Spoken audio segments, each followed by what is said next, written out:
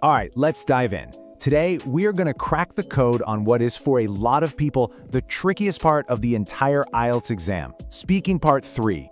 And I'm going to give you a super simple but really powerful tool to help you absolutely nail it. So, does this sound familiar? The examiner asks you one of those big abstract questions about, society or the environment, and your mind just goes completely blank? You know the words, you know the English, but trying to build a good, long answer on the spot, it's tough. Trust me, you are not the only one who feels that way. But what if I told you there was a simple framework you could use?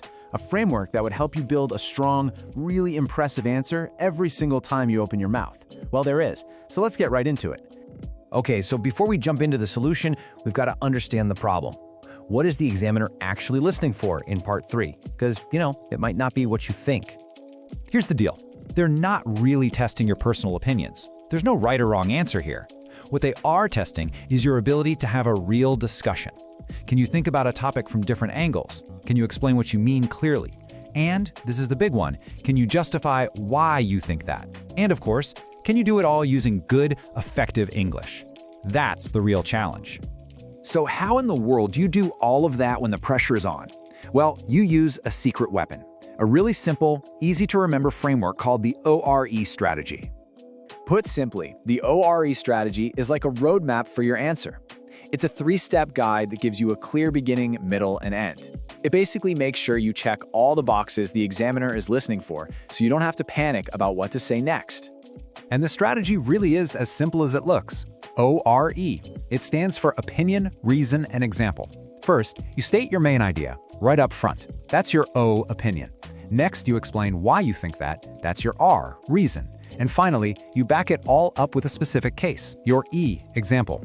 Opinion, reason, example. Now, theory is one thing, but seeing this in practice is where it all clicks into place. So let's move on and actually see how this simple tool builds a fantastic, high-scoring answer to a typical Part 3 question. Okay, here's a classic topic. The examiner asks, do you think technology has improved communication? Now, instead of just saying yes and stopping, we're going to use our ORE structure. Let's build it together. First, the opinion. Yes, I definitely believe it has. Simple, clear. Next, the reason, because technology makes it possible for people to stay connected instantly no matter how far apart they are. And finally, a solid example.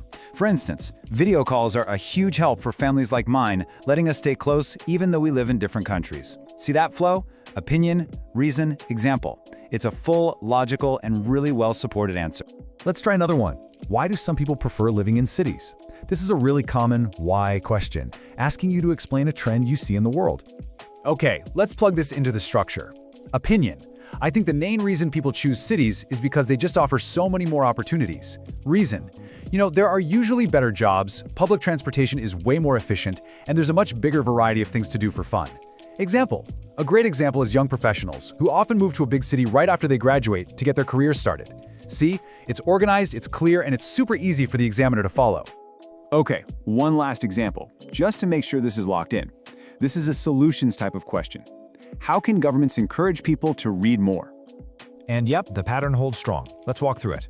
Opinion. In my view, governments could get people reading more simply by making books easier to get. Reason? They could do things like build more public libraries, maybe work to lower the cost of books, or even run big public campaigns about reading. And a great example? For example, I know some cities now offer free ebooks that any resident can download. As you can see, it doesn't matter what they ask, this ORE structure works. All right, you've seen the theory, you've seen it in action. Now for the most important part of all. It's your turn. Time to put this strategy to the test yourself. Here's your first question. Is it important for children to learn teamwork? Now just take a second. You could even pause right here if you want. Think about it. What's your opinion? What's your reason? And what's a good example? Ready for another one? Here we go. How has travel changed in the last 20 years?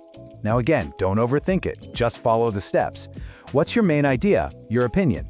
Why do you think that? Your reason. And what's a really specific example you can give? And one last practice question for today. Do you think people read less today? Use that simple three-step structure we've been working on. Opinion, reason, example. You've got this. So, the next step is to make this whole thing a habit. Your homework is simple, but trust me, it's incredibly effective. Just go online and find any 3 IELTS Part 3 questions. Then, record yourself answering them using this ORE structure. And here's the most important part. Listen back to the recording. How is your flow, your clarity, your timing? This is how you're going to make real, noticeable progress. So if you remember just one thing from all of this, let it be this. Structure creates fluency. It's so true. When your brain isn't scrambling trying to figure out what to say next, your words can just flow so much more freely and with so much more confidence. Master the structure, and you will be well on your way to mastering IELTS Speaking Part 3.